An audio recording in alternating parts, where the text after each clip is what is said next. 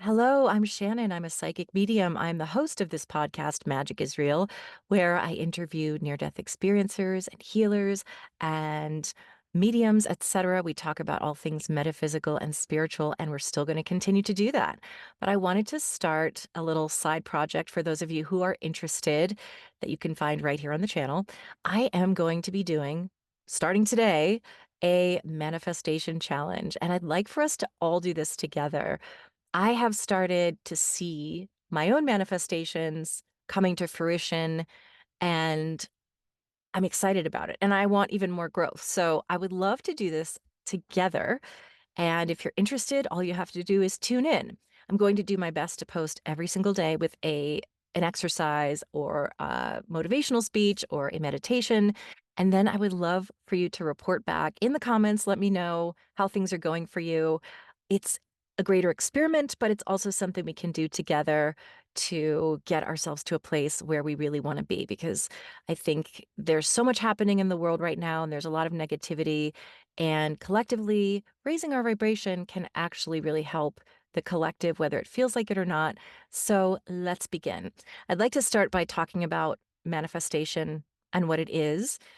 It is a buzzword. It's something everyone's talking about, but I don't think that this has to be something that's trendy. And honestly, even if you're not super spiritual, you can look at manifestation in a different way.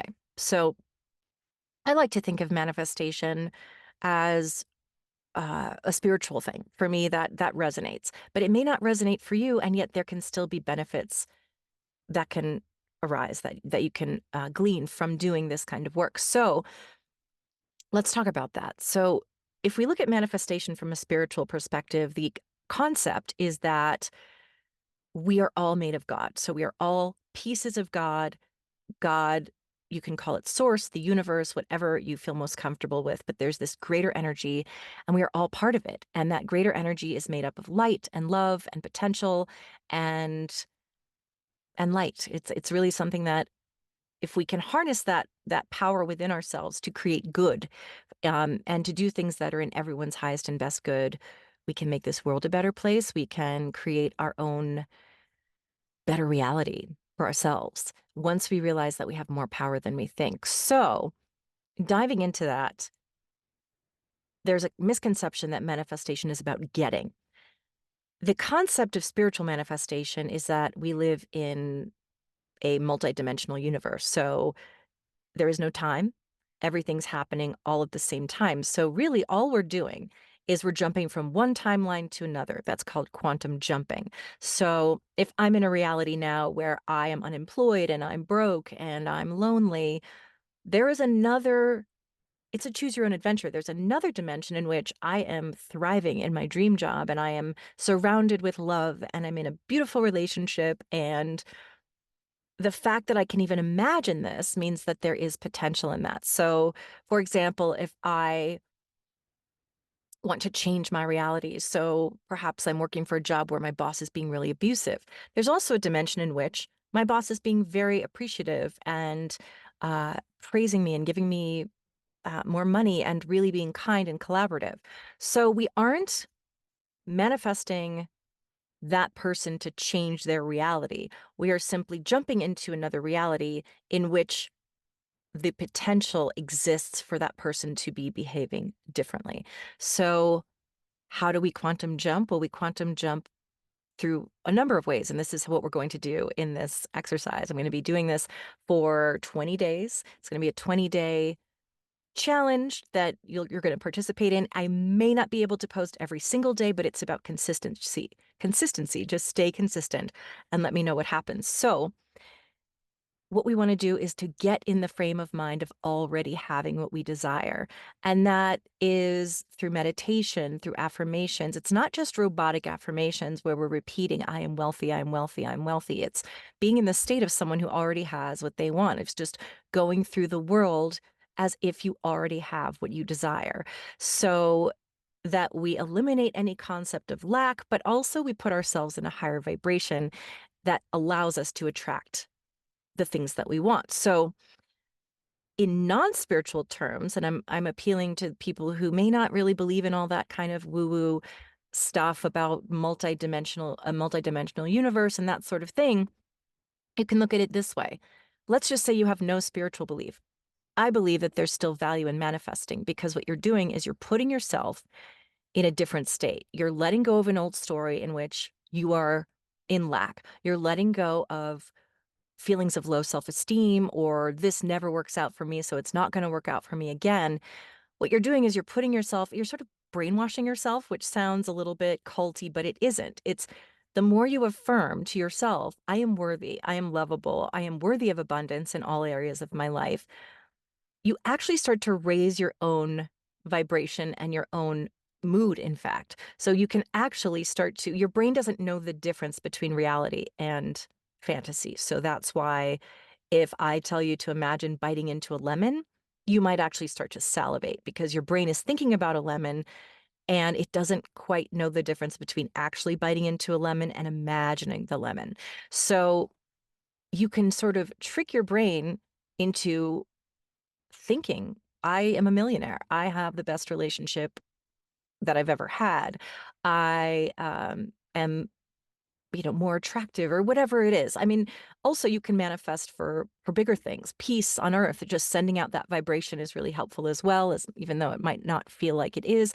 But manifesting for a better outcome can actually start to tune you into opportunities where they arise. So if I'm constantly thinking, okay, the 3D is showing me that I don't have, let's just say it's something material like a car. So I want this red Porsche, for example, and yet I don't know how I'm going to go about getting it. But I just keep affirming for it, keep imagining myself in it, keep being in a reality in my imagination in which I have that Porsche already. That Porsche is mine.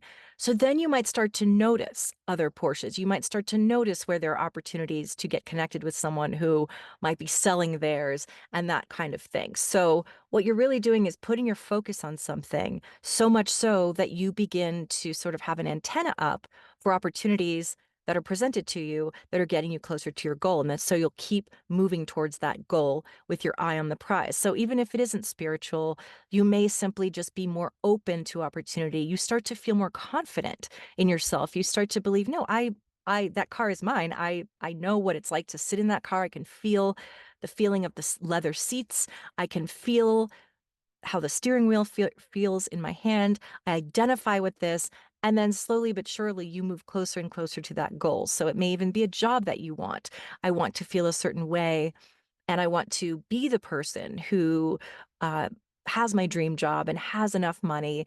And over time, you start to actually believe it. You start carrying yourself as a person who has those things. And then you start attracting people that might be able to offer you opportunities because you're carrying yourself with this confidence. So you can look at it two ways. You can go with the spiritual aspect of it, where it's kind of a magical thing, where it's, I am God, therefore I have the ability to create my own reality. And that's not to say I am God in a way that's disrespectful. I know a lot of people who might be very religious might say, well, no one is bigger than God. I personally just believe that God is source and love. It's what we all come from and that we all are all part of it. It doesn't mean we're higher. It doesn't mean we're a deity. It means that we are all part of the same source energy. So if we believe that we are part of the same source energy, we can also believe that we are powerful enough to really imagine our own reality and see it come to fruition. I have a tattoo that says life is but a dream. I do believe in the sort of matrix simulation theory. I don't believe that we're being controlled by aliens necessarily, but that everything that we're experiencing, good and bad, is a projection of our own fears, our own love, whatever kind of energy we're putting out there starts to become reality. So with that in mind, I'm going to start with day one, where today's exercise is going to be about getting rid of the blocks to what we want. Now, in manifestation, we really don't want to focus on our negative core beliefs. We don't want to focus on the story. I've never had money, therefore I'm not going to have money. I grew up poor. I'm always going to be poor. I'm always rejected. I'm always cheated on. I always get fired. We need to get to the root just this one time at the very beginning. There's a reason why we're going to address those blocks today and today only. We're going to acknowledge them, and then we're going to, in essence, get rid of them. So I am a 12-step person. I've gone through a 12-step program that changed my life. And I was never a joiner. I was always sort of cynical about things like that. But there's a reason why the 12 steps work. So I'm basing this exercise on the fourth step, which is where we write down and acknowledge all of our resentments about all of the ways that we've been treated or betrayed. And then we write this down. And then we write down what was our part in this. How did we actually kind of create this? Sometimes we didn't create anything. Sometimes we literally are a victim. But in most cases, the things that happen to us because we allow them to happen to us. Not everything. But so, for example, I might have put down this person was cheating on me the entire relationship. And then I had to kind of look at, well, what did I do to attract that? I didn't set boundaries. I didn't ask for clarity. I didn't, they told me that they weren't going to be committed, but I lied to myself. And then we, at the end, turn it around and create new affirmations. I am always upfront. I state my needs. I ask for clarity. So we're going to do that today as just the starting point, just to get rid of all these blocks. So I'm going to have you write down these things that you desire in your life, whether it's more money, whether it's better health, whether it's better relationships, or a particular relationship with a particular person, or even just a beautiful relationship with someone you haven't met yet. It may even be manifesting healing between you and a family member that have had a rift. It may be finding a better job, whatever it is. I think that for this project, it's best to really focus on one thing because we want to give that one thing all of our energy and attention. It's really up to you, but I'm suggesting really just pick one burning desire because we can go through this exercise many times. But just for the sake of experimentation, let's focus on one specific desire that you really want more than anything. And we're going to have you write this down. And maybe you have two or three if you want to do that. It's up to you. So let's say you're unhappy in your job right now and you're like, look, I know that there's more for me. I just don't know what it is. Let's write that down. I want a job that, and then I'm going to have you write down why you want that thing. How will that thing make you feel to have it? So I would advise you not to say, I want to be vice president of ABC company, because you might become vice president of ABC company and find out that it's a toxic environment, that you're not actually happy there.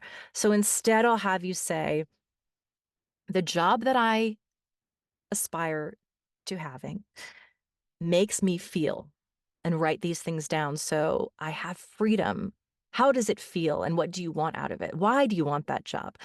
I want a job that makes me feel seen, respected, where I can be of service to many people, where there's meaning behind what I do, where there's a greater human cause.